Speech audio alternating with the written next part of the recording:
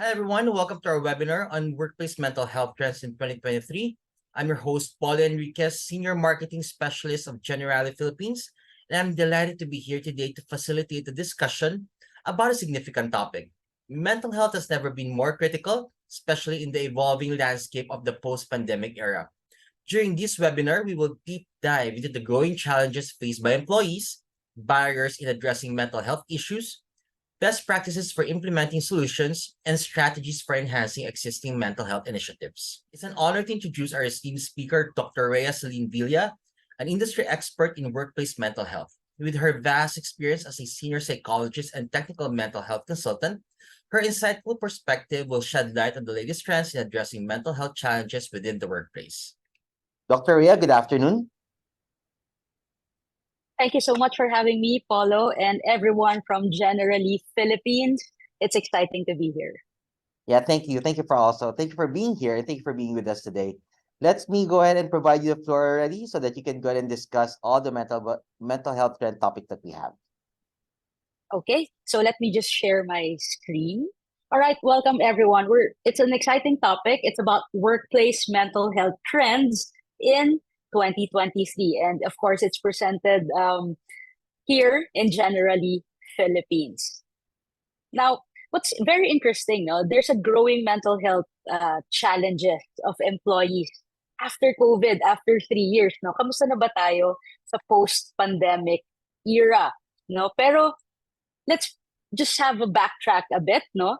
During the pandemic, and some of you might still be feeling it, there's this demic, no? How does this feeling of meh spread during the pandemic?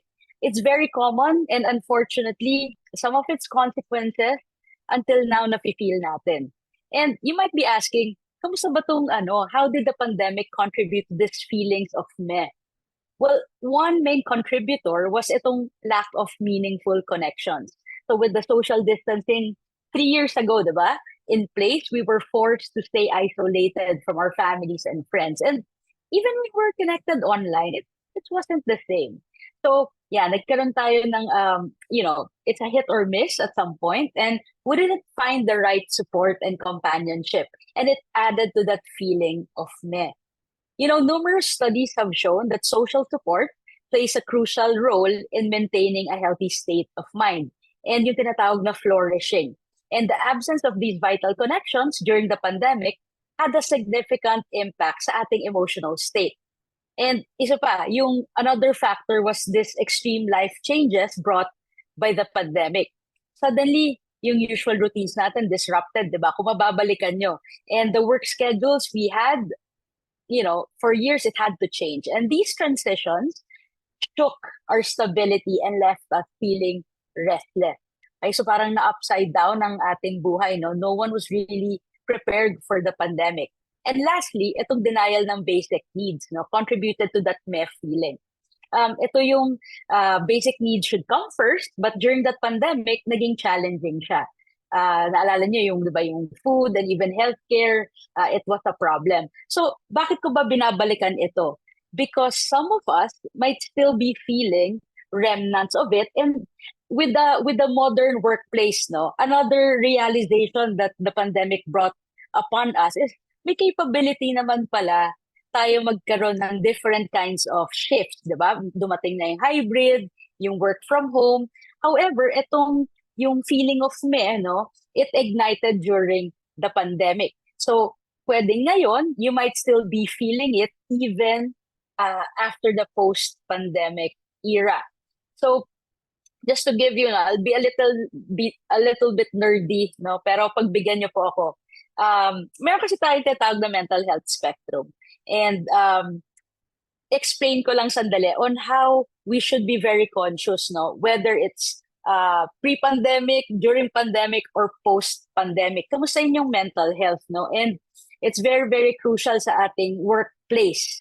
Ayan. So, sa flourishing, yung sa far right, this is parang your equivalent to itong self-actualization ni Maslow. Ito yung parang, yes, I know my purpose. Sana, tagal naman ng time ng work, Excited na ako mag-work. Ayan. So, you know the reason why you're living, You know exactly what your purpose or motivations are. However, hindi lahat nasa flourishing stage. And all of us, no, pre-pandemic, used to be in this mental wellness zone, itong blue zone. Ito yung, okay, may problem, may crisis, I try to solve it. Sometimes I get burned out, pero papasok pa rin ako sa trabaho. No? Come the pandemic, it shook a lot of us, no? And a lot of us from the blue zone shifted to languishing. And this is very crucial, and you might be feeling it until now, no? With more awareness siguro on your mental health state.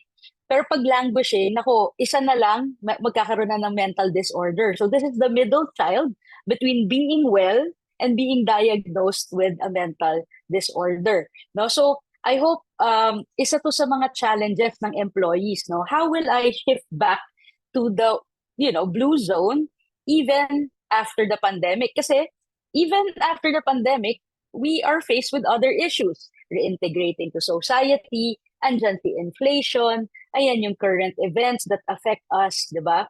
So, I think this is one of the challenges, no? How will I maintain a positive mental health state? Okay, yan. So, sa employees, no, or languishing in general, 67 to 89%, no, are developing anxiety. Okay, and 104 to 117% increase in developing naman depression. Okay, this was a study in 2022. No, it's about the protective effect of well-being and flourishing. And guess what? Yun na nga, marami tayong tendencies. No, na nag-start during the pandemic, pwedeng underreported siya, but because of the pandemic, we are more aware. So, as a usual Filipino workforce, no, umiikot talaga yung concern sa mental health natin surrounding stress, anxiety symptoms, and depression. Yeah, so talagang kailangan ang challenge dyan is how will we still keep up sa ating mental health despite yung tendency natin mag-slide back to languishing, no? And you might be wondering how it happens, no? Yung languishing state, nagko-contribute yan to an increased risk of mental health concerns. Okay, so i-break down ko siya. So una, amplified stress. Kung nasa languishing stage ka, yung normal stressors mo, for example, your normal stressors are the traffic, nako, paano ko ba ibabudget yung finances ko, no? If na-amplify yung stress mo at nasa languishing ka na, itong usual na concerns mo would have more weight, no? Mas nafe-feel mo siya.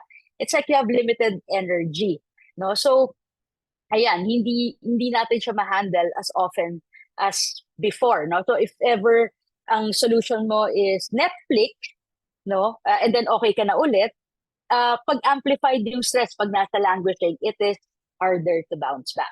Now, itong mga sinasabi ko will have a relation to your productivity, no, sa inyong workplaces. Isa pa, pag sa tingin mo, naku, nawawala na yung motivation ko, hindi na ako makafocus.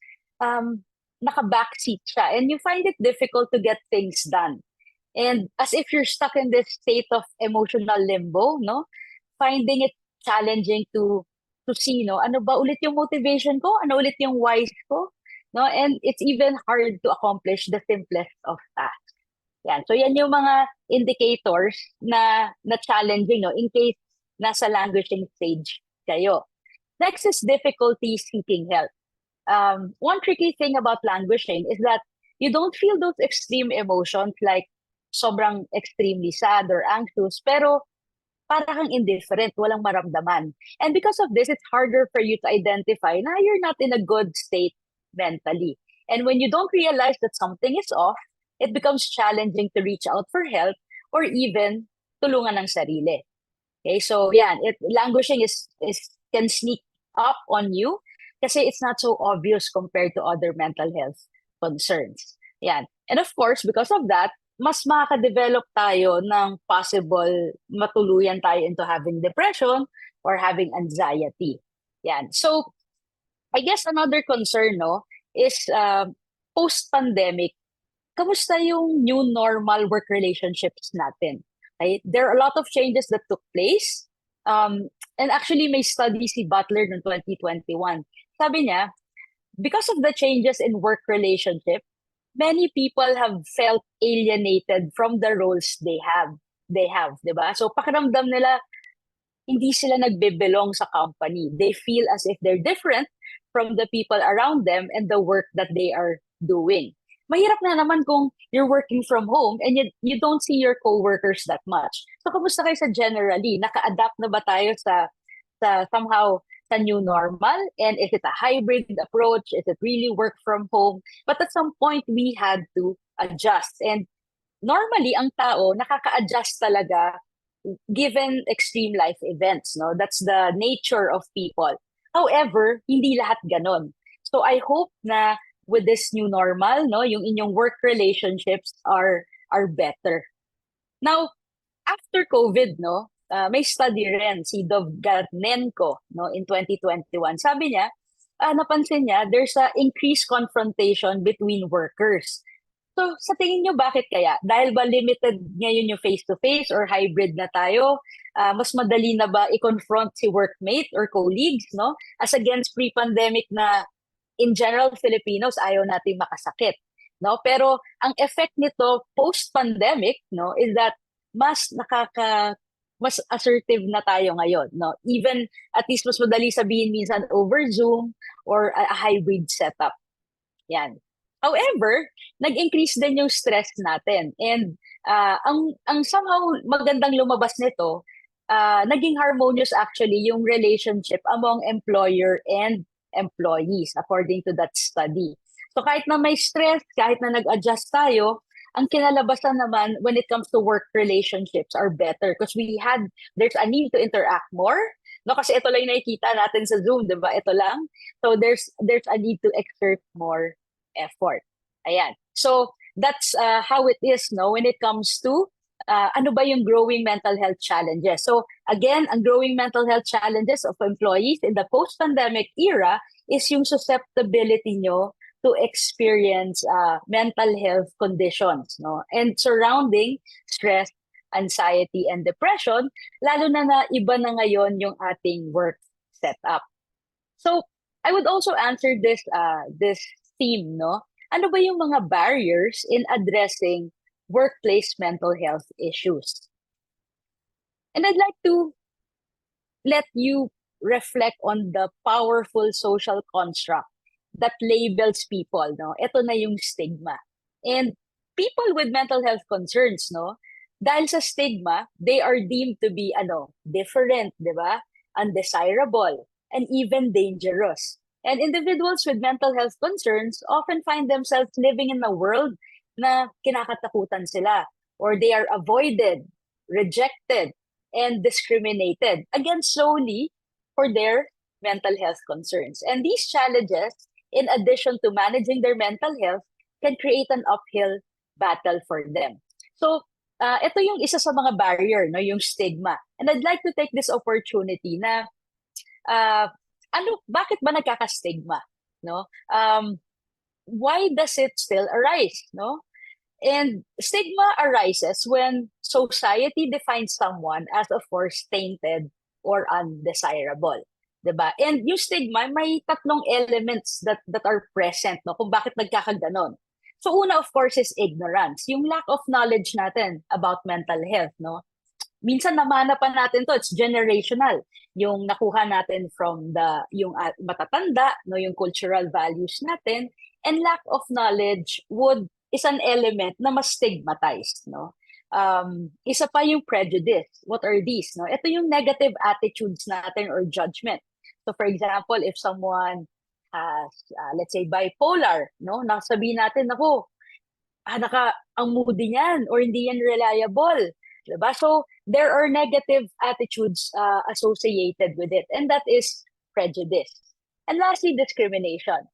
People behaving in ways that disadvantage the stigmatized person. We don't want, let's say, a boss na parang moody tapos associated with a mental health condition, no? So nagkakaroon tayo ng discrimination. And yan tatlong elements na yan is very interesting, no, that creates yung concept ng stigma. And it has been associated pagdating sa mental health problems throughout history. across cultures, and long before modern diagnostic categories were established, no? So yan. So unang barrier is stigma. Siguro kung may mental health challenge kayo or you're feeling, let's say, stressed or anxious or depressed, you have the fear of being judged by others. And the stigma surround mental health, yun, often prevent people from speaking up. So some of the misconceptions people might have about those with any mental illness, yun nga, unstable siya, violent, or a threat. So it will be difficult, no, to open it up sa workplace environment. So yan. Another siguro, but I'd like to highlight, no, interesting to. Makikita natin na parang depende rin sa age, no, or sa generation, yung pagtanggap sa mental health concerns. So dito, Gen Z is more likely than other generations to report na their mental health is fair to poor. So aaminin ni Gen Z yan. No? And this is according to the American Psychological Association latest Stress in America survey. Okay? So si Gen Z, 37%, tapos si Millennials, 35%. So si Gen Z tsaka si Millennial, most likely, i-report niya na nagpunta siya sa session or nagta-therapy siya from a mental health professional compared to just 22% of baby boomers and 15% of older adults. So this suggests, no, that there is a baby boomers mental health stigma among generations. Tapos interesting din to, yung social media, it plays a role in the shift toward transparency. Now, si Gen Z was raised in a culture that shares much more about their lives. So according to a Pew Research Center ng 2021, may study siya, 71% of 18 to 29-year-olds say na yung Instagram daw, compared to 65% sa Snapchat at 48% sa TikTok, no, itong paggamit ng social media pushes them to be more open to sharing. So si Gen Z naman yung mas open and flexible. Kasama na rin ang mental health issues and concern. So again, there's really a need to break down the stigma, discrimination in workplaces, no, Filipino workplaces in particular, and hopefully makatulong itong generations na study na ito. Second, lack of psychological safety. This is also a barrier, no? Pag sinabi psychological safety, it's this belief na you won't get punished or humiliated if you speak up, no? Kung may ideas ka, questions ka, concerns, or even mistake. So sa trabaho, no, it's a shared expectation held by members of a team na yung teammates hindi niya papahiyain, no? Hindi niya ipapunish, no? In case may mga ganitong usapan. So it's really an open environment.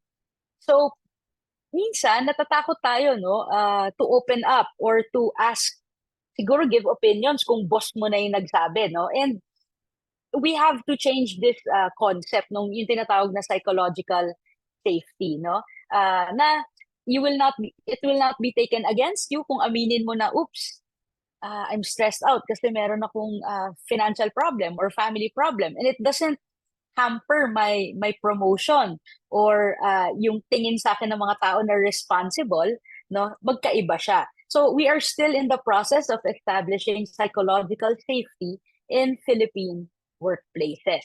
Pero pag na-establish yan, no, people feel comfortable bringing their full authentic selves sa work, no? And okay lang sa kanila na parang laying themselves on the line, no, in front of others. And organizations with psychologically safe work environments, no, mas ma-exhaust lahat yung concerns at nagsasaluhan, no? Nagkakaroon ng calculated risks all for the better, no, ng organization. And lastly, no, siguro isa pang barrier, no, on addressing workplace mental health issues is that alam mo na siguro hindi ka na productive o meron ka ring mga mental health concerns, pero meron talagang financial cost ng psychological sessions, 'di ba? Mahal siya. So if an organization would have an employee assistance program o kasama sa HMO, at least matatanggal itong burden na ito, no? And pag na-address itong barrier na to na, okay, I could reach a mental health professional without worrying about the cost, then mas magiging productive in the long run yung employee nyo. Okay, next is, ano ba yung best practices for integrating mental health solutions sa isang workplace?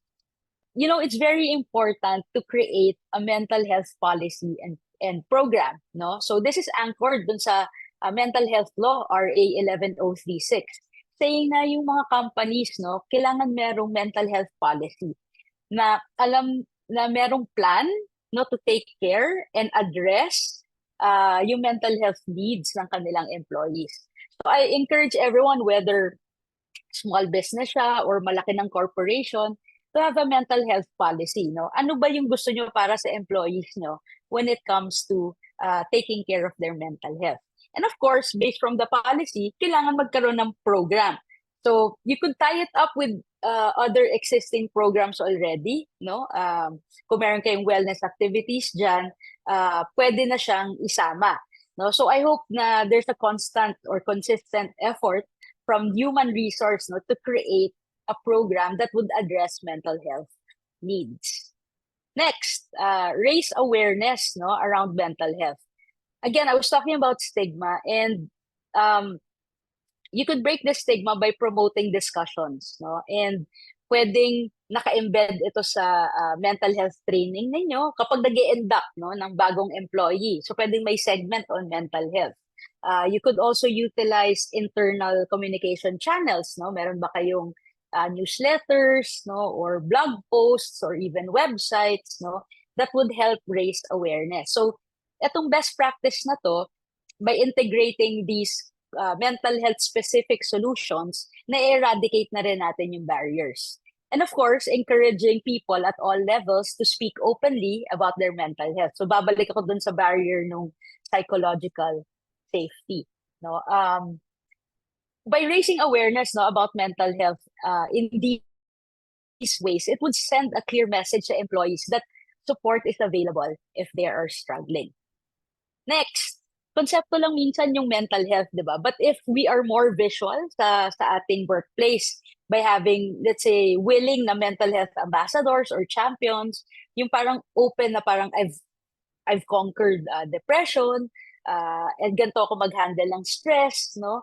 By associating people, no, real people sa inyong workplace, it could be a best practice to associate the programs with, no? O kaya yung it promote siya culture sa inyong company na nagsusupport ng mental health, no? So kung maka-identify ka ng mga significant people who are willing to be, let's say, a champion or ambassador, ma-feature yung story niya, that would be good also. And next is kailangan mag-upskill tayo ng employees, 'di ba? And this is a good practice. We have to lead from the front, no? Employees take cues from how their leaders behave. And this means na employees sa mga senior positions are key resources when it comes to highlighting the importance of mental health and well-being. Yan. So kung yung leaders muna is more understanding o siya rin nag-open up about mental health, it has a huge impact on easing the load that other people may be experiencing. And leaders, just like as likely as anyone naman to go through tough times, di ba? And when this happens, yung old leadership style, ibe-bear na lang yon. Hindi niya papakitang weak siya, di ba? Pero by discussing these experiences, nagkakaroon tayo ng psychologically safe spaces, no? So by upskilling also employees, no, marunong ba silang mag-detect kung other employees are experiencing a crisis, di ba? There are a lot of programs right now, and leadership in the modern post pandemic era is someone who could detect mental health concerns. So hindi lang puro task or outputs. So if your leaders could be upskilled, no, paano ba mag-psychological first aid? Paano ba mag-manage ng different skill sets, ng personality types, no? That would be very helpful. And of course, siguro ang isa pang ang last na suggestion for best practices would be we need to give importance to healthy work relationships, no? And importante na alam ng organizations to, yung information na paano ba yung dynamics. Okay. So, research conducted by Mass and Moretti 2009 pa. Sabi niya, yung relationships can lead, of course, to improve employee productivity. So, nag-follow up si Gallup, may study siya na pag na-nurture daw ng employee yung kanyang personal and professional relationship, bababa daw yung business cost, no? Kasi may productivity. Mind you, every time a person or an employee is having presenteeism, meaning nag-log in siya sa inyo pero hindi nagtatrabaho, naka-space out, no? You are losing money, no? So merong sa hours na hindi siya maka-focus, no, you're losing money and it has an impact on productivity. Yan. Tapos yung turnover din, di ba? So pag ayos yung work relationships with the boss, relationship with colleagues, relationship sa sarili, these are the effects of it. So if whether you're a small or a big company already, it's good to focus on relationships, no? Mas ma-retain natin yung tao, 'di ba? Yung turnover would be low. Yan. And if you have social interactions within the workplace, no? Merong study ni Nolan and Coopers have been shown to increase itong self-reported positive feelings at the end of the workday. So yan. So if you could find a way to promote positive social interactions sa workplace, it could lead to numerous benefits, no? And ayan, mas magiging productive tayo. We get our money's worth sa business. Okay, next, ways to improve existing workplace mental strategies. So you might be asking, okay, meron kaming system in place, we have started already, but how could we still improve? Siguro I would suggest na to get a full behavioral feel of your organization, it's very important to gather data. Gather data through surveys, gather data to focus group discussions, so that we could get a realistic picture on ano ba talaga yung concerns in relation to mental health ng employees. Nasa-stress out ba sila sa working hours? Or baka nasa-stress sila sa personal, nadadala sa work, so paano ba i-handle yon? Am I getting enough sleep? No? So by gathering data, we could then analyze behavioral themes and motivations. No? So in what I do with some consultancies, no? So we study behavioral trends, no? And we create a mental health preventative program for that. No? So kailangan kasi purposive tayo. So pag nakita mo, with this organization, because of our, let's say, schedule, kulang sa sleep, no? Na-detect. So how could we fix it para mas productive sila? So each organization would have siguro very specific needs, no, nasa kanila lang, and it's good to understand exactly what it is, no, kasi there's no one size fits all program. So if you have the data, you could analyze, then you could create a better mental health program.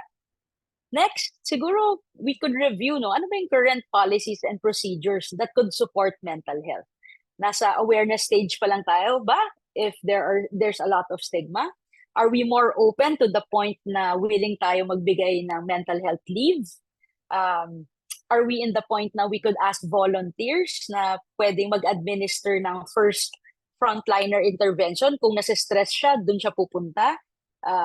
So we could do a lot of things, no? And ano na ba yung policies natin? So with some companies, meron niyang happiness leave, ang tawag nila, or some of their sick leaves, hindi na dina-justify with a med certificate, parang doon na kumukuha ng mental health leave nila. So depending on your readiness, no, to accommodate mental health, no, for the institution, then that would be good, no. So itong little steps na ito. Siguro we could also check kamusta ba yung working hours, yung ating incentives, yung ating motivation, kasi at the end of the day, we would want employees that have extrinsic motivation.